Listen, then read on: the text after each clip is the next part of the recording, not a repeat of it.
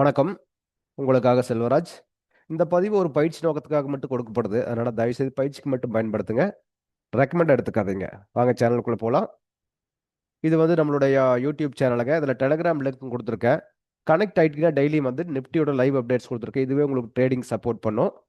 அடுத்தது புதுசாக இருந்தீங்கன்னா வந்து நீங்கள் இந்த அப்டேட்டர்ஸ் வீடியோவெல்லாம் பார்க்காம ஃபஸ்ட்டு இந்த கொடுத்துருக்க பிகினர்ஸ்க்காக கொடுத்துருக்க ஒரு 15 வீடியோ இருக்கும். ஒன் பை ஒன்னாக ஸ்கிப் பண்ணாமல் பாருங்கள்.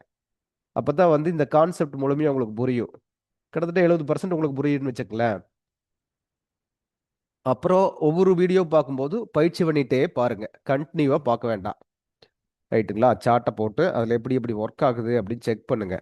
ஆல்ரெடி ட்ரேடர்ஸாக இருந்தீங்கன்னா இந்த தவறாமல் பார்க்க வேண்டியது மட்டும் பாருங்க போதும். சப்ஸ்கிரைப் பண்ணாமல் தான் சப்ஸ்கிரைப் பண்ணிக்கங்க. வாங்க இன்னைக்கு நிப்டி என்னன்றது பார்க்கலாம். நம்ம காலையில் ஆல்ரெடி இந்த ரெசிஸ்டன்ஸு, இங்கே ஒரு ரெசிஸ்டன்ஸு, இங்கே சப்போர்ட் போட்டிருந்தோம்.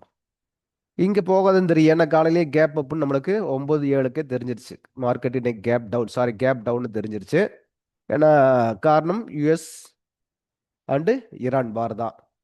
கேப் டவுன் தெரிஞ்சிருச்சு. அப்போ மார்க்கெட்டு கீழே கண்டினியூ வந்துட்டு இருக்குது. கீழே தான் போகும். அதை அண்டர்ஸ்டாண்ட் பண்ணிக்கங்க. இதில் கிடைக்கக்கூடிய ஆப்பர்ச்சுனிட்டிஸ் என்னென்ன கிடைக்குதோ அதை மட்டும் பிடிங்க. செல் ட்ரெண்டுனா செல்லில் கிடைக்கிற ஆப்பர்ச்சுனிட்டி பூரா யூஸ் பண்ணுங்க. அதை விட்டுட்டு பைக்கு இங்கே ட்ரை பண்ணிடாதீங்க, சிக்கிடுவீங்க.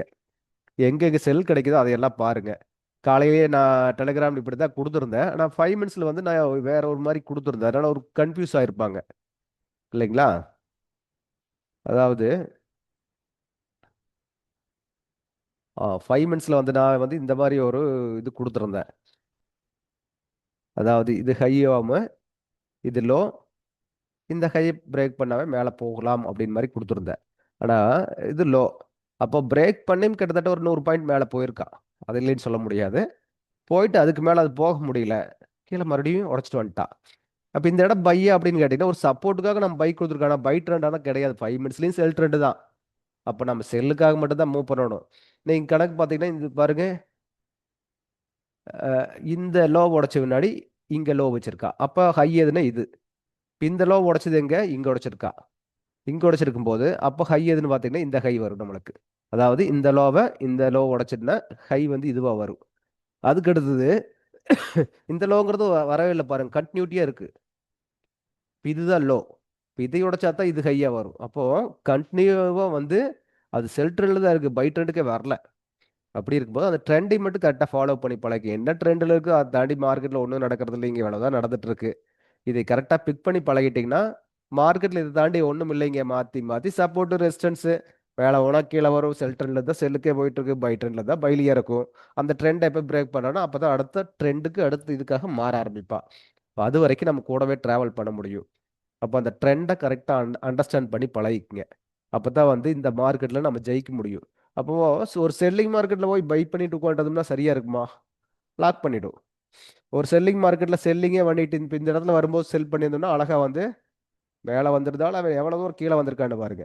இங்கே போய் பையை பண்ணியிருந்தா என்ன பண்ணுவோம்? எகைன் இங்கே வரும்போது ஒரு பை எடுப்போம். அப்போ என்ன ஆகும்? மறுபடியும் இங்கே வந்து ஆவரேஜில் வெளியே வர முடியும். ஆனால் தேவையில்ல ரிஸ்க். மறுபடியும் கீழே செல்லை வச்சுட்டு போய் பை பண்ணி உட்கார்ந்ததுன்னா முடிச்சு போடுவான். அந்த வேலையெல்லாம் பண்ணக்கூடாதுங்க. ட்ரெண்டு கூட எப்பவுமே போய் பழகிட்டீங்கன்னா போதும், அது உங்களுக்கு கை கொடுக்கும். அந்த ட்ரெண்டை மட்டும் பிக் பண்ணி பழகிக்க. என்ன ட்ரெண்டில் இருக்குன்னு தெரிஞ்சுக்க மார்க்கெட்டு. இங்க பார்த்தீங்கன்னா முன்னாடி இருந்து அப்படியே செல் ட்ரெண்டில் தான் இருக்கு. கொஞ்சம் மேலே போகும்போது பை ட்ரெண்டாக தோணும். இதெல்லாம் செல் ட்ரெண்டு தான். இங்கே மேலே போகும்போது ஹை உடச்சிட்டு போகும்போது பை ட்ரெண்டாக தோணும். ஆனால் எதுக்கு மேலே போனால் பை? இந்த ஹைக்கு மேலே போனால் தானே பை. கரெக்டுங்களா? இந்த லோவை உடைச்சிருக்கான் அப்படிங்கும்போது இப்போ இல்லை புதுசு லோ இங்கே வச்சிருக்கானு இந்த ஹை உடைச்சா தான் பை. அது இல்லையே, சாதியம் பண்ணலையே. ஆனால் இன்ட்ராடேக்கு இங்கே ஒரு பைக் கொடுத்துருக்கா. இது கூட இந்த ஹை உடைச்சிட்டு போகும்போது ஒரு பைக்காக போயிட்டும் வந்திருக்க முடியும். அதான் பெரிய மேட்டர் கிடையாது.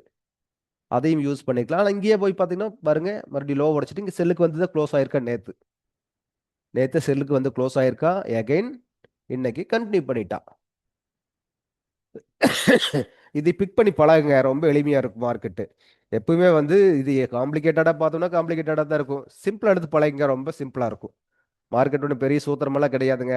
எளிமையான வழிகளை புரிஞ்சுக்குங்க, அவ்வளவுதான். மார்க்கெட்ல ஈஸியா வந்து காசு பண்ண முடியும். இது நான் ஒவ்வொரு வீடியோல இதுதான் சொல்லிட்டு இருக்கேன். இண்டிகேட்டர் யூஸ் பண்ணாதீங்க, கால்குலேஷன் வேண்டாம், இதை மட்டும் பாருங்க போதுன்னு. எத்தனை பேர் பாக்குறீங்கன்னு எனக்கு தெரியல. யாராச்சும் ரிப்ளை கொடுத்தா தானே எனக்கு தெரியும். வீடியோ பாக்குறீங்க, ஒரு ரிப்ளை ஒரு கமெண்ட் நல்லா இருக்கு, இப்படியே ஃபாலோ பண்ணுங்க. இல்லை இது எனக்கு டவுட் இருக்கு சொல்லுங்க அப்படின்னு யாராச்சும் கொடுக்குறீங்களா? ஒன்றும் இல்லை. இப்போ நாம் என்ன பண்ணுறோம், பார்த்துட்டு அப்படியே கண்டினியூ பண்ணிட்டு போயிட்டு இருக்கோம், அவ்வளோதான். ஓகேங்களா? ஓகே ரைட், அடுத்த ஒரு வீடியோ எல்லாம் மறுபடியும் சந்திப்போம்.